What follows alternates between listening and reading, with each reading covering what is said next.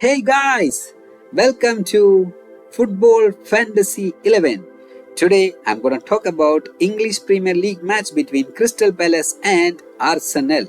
This match will be played in Crystal Palace home ground. But when we compare the head-to-head stats, Arsenal is much better against Crystal Palace in both in their home and away. In the last 5 matches, Arsenal have defeated Crystal Palace 5 times. When we compare the head-to-head stats, till now they have played 23 matches. In the 3 matches was won by Crystal Palace, 6 matches ended up in a draw, and 14 matches was won by Arsenal. And we are going to discuss key players, my team predictions, and my predicted scoreline and team based on that predicted 11 or the scoreline will be provided in this particular video. Now, when we compare the head-to-head record, Arsenal in their last 5 meetings, they have been defeating Crystal Palace. In the last game, actually, Arsenal defeated Crystal Palace 3 goals to 2. That was 3 days before in the Carabao Cup, where Gabriel Jesus have scored a hat-trick, and for Crystal Palace, Mateta and Nketiah were the goal scorers. Then Arsenal defeated Crystal Palace 5 goals to 0 in the last season's EPL campaign, where Gabriel have scored 2 goals, Trossard have scored a goal, and Martinelli have scored 2 goals. And in the previous game, Arsenal have defeated Crystal Palace in Crystal Palace home ground.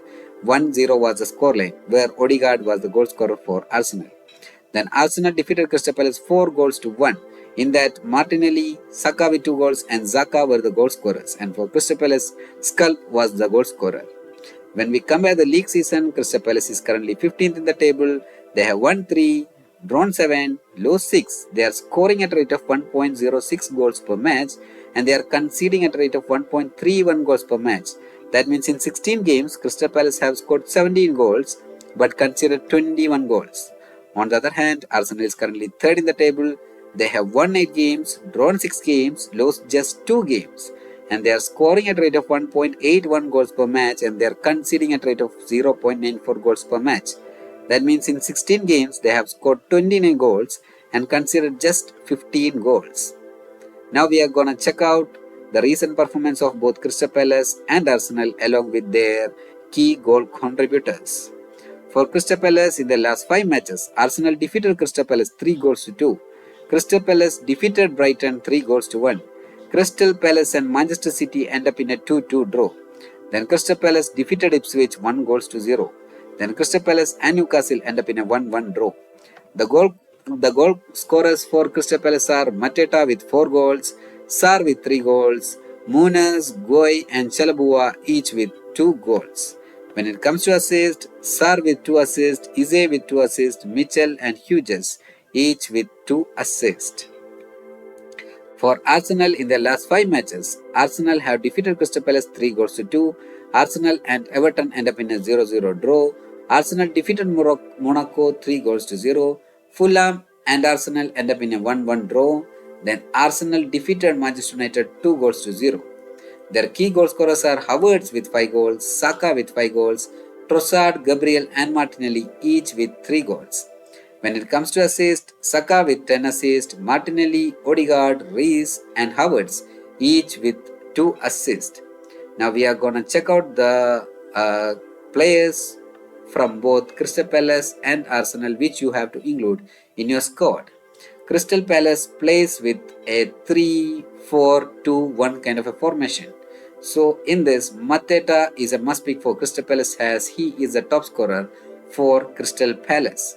Then Sarr is a player with the most goal contribution, so he will be a must pick option. Then Chalabua or Goi, both are very good defensive options as both are providing goals in this particular season. Goi already have 2 goals and an assist in his name. Chalabua have 2 goals in his name. Then Ize is another very good attacker for Crystal Palace who could provide goals and assists. But currently Ize is injured and I don't think that he will be taking part. Then you can include Nketiah also instead of Ize. Nketiah is a former Arsenal player and he have already scored in the last match against Arsenal in the Carabao Cup. So he can be a crucial player in this particular game. Then in the midfield option, Hughes will be a very good midfield option for Crystal Palace and he have already provided 2 assists in this particular season. Then Munoz or Mitchell, both are very good wing backs for Crystal Palace. But currently, Munas won't be taking part in this particular game as he is suspended for this particular match. So Mitchell and Klein will be so crucial for Crystal Palace.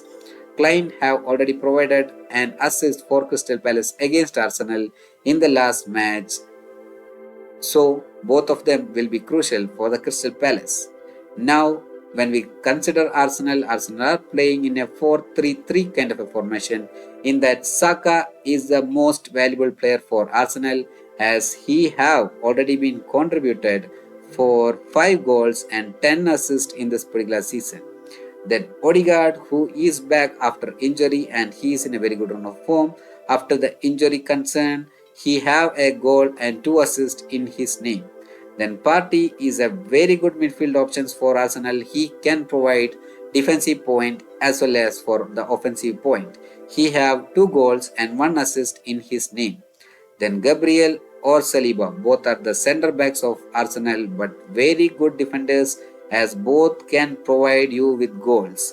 Right now Gabriel have 3 goals in his name and Saliba have 2 goals in his name.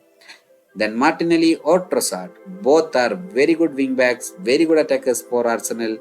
Both can provide goals and assists. Martinelli have 3 goals and 2 assists in his name. Martinelli during the starting of the season was not in a good run of form, but right now he is back to his form and he is scoring goals in the recent games also. So he will be crucial. But on the other hand, Trossard, even though he was very good in the start of the season, right now I don't think that he is not in that kind of a form. So I lean more towards Martinelli in this particular match than Havertz or Jesus. Both are very good attack option for Arsenal. Currently Havertz have 5 goals in his name. Then Jesus, even though he was not in a good run of form, since he have scored in the last match against the same opponent, maybe he will get a chance in this particular game. But I think that Havertz will be better than Jesus in this particular match. Now we are going to discuss the key players of both the teams. You have to include Mitchell or Chalobah from Crystal Palace, Gueye from the Crystal Palace, then Gabriel, Timber or Saliba from Arsenal. If Timber, Saliba or Gabriel, if they kind of rotate their particular team, then you have to think about the other defensive options for Arsenal also. That means based on the starting lineup, you can choose your defensive option. So these are the key defensive options for this Crystal Palace and Arsenal. And when we compare the midfielders, Hughes, Doucouré or Lerma, Saka, Odegaard, Rice or Partey. These will be the key midfield choices. Then in the attacking choice, you can go with Sarr, Mateta or Nketiah, then Havertz, Martinelli or Trossard. Because Martinelli or Trossard, whoever start in this particular match, won't complete 90 minutes because every match they are going to substitute either Martinelli or Trossard. So whoever is going to start, they will be substituted in 60th minute. That's what I am expecting. But Havertz are going to play the full 90 minutes. Please keep that in mind. Then I go with Henderson as the goalkeeper choice. Now I am going to provide the team prediction based on different possible outcomes. Those outcomes are Crystal Palace defeating Arsenal 1-0, Arsenal defeating Crystal Palace 1-0, then Crystal Palace defeating Arsenal in a 2-1 or 3-2 margin. Then Crystal Palace and Arsenal ending up in a 1-1 or 2-2 draw. Then Crystal Palace being defeated by Arsenal 2-1 or 3-2 kind of a scenario. The first scenario is Crystal Palace defeating Arsenal 1-0. In this particular case, you have to include all the starting defenders of Crystal Palace in your Dream 11 lineup. So you have to include that. Based on the starting lineup, you can switch this team accordingly.